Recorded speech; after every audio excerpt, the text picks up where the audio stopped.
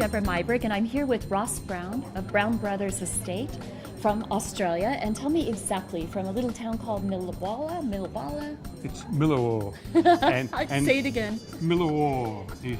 And we're about 2.5 hours due north of Melbourne, but we're tucked up right at the bottom of the ski fields. And the mountains are really important to us because they add a great deal of climate to our viticulture. And does that cool climate cause a problem for you in the winter? It gives us frost in the winter, but we like frost in the winter because it really gives that really inland sort of continental climate. But in the summertime, that's when it's really beneficial because it cools down the vineyards at night and you get wines that are finer and more delicate. Now, in the winter, when you have the frost, is it getting rid of a few pests in the vineyard for you? You're exactly right. That's why we like the frost. Oh, well, there's fungus in the vineyard that develops over the years, but a good cold frost knocks them on the head. It means we don't have to spray very much.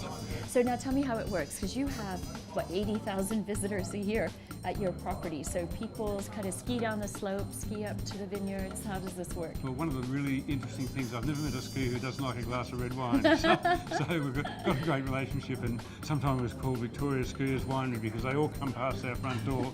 We try and pull them up and they take wine up the mountains and then they come back and buy a bottle before they go back to Melbourne. Good. Now tell me a little bit about your wine styles. Our wine styles are really influenced by the cool climate of the hills, and we make an absolute cracking, fine, sparkling wine. And then we have a Cabernet. And that's based on Chardonnay, Pinot Noir, Pinot Meunier? Absolutely. Okay. And all the classic sort of Cabernet winemaking, method champenoise, and the wine is then left in the cellars on the sleeves for 5 years before we release it. 5 years. So we get this absolutely sort of complexity that's so interesting and good sparkling. Okay, and what else are you producing? Well, Cabernet Sauvignons is the holy grail for us. We love Cabernet, we love those lovely sort of rich characters and that sort of just fabulous tannins you get in Cabernet.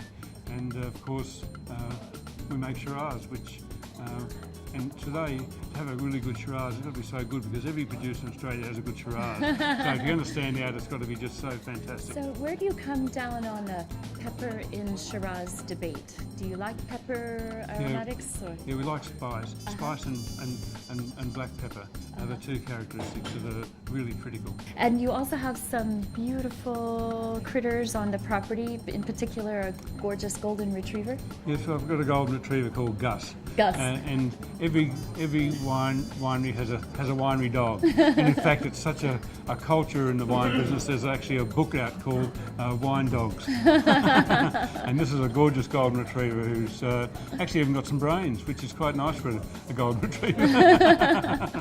Now, in your area, I'm not so familiar. Are there lots of wineries in the area?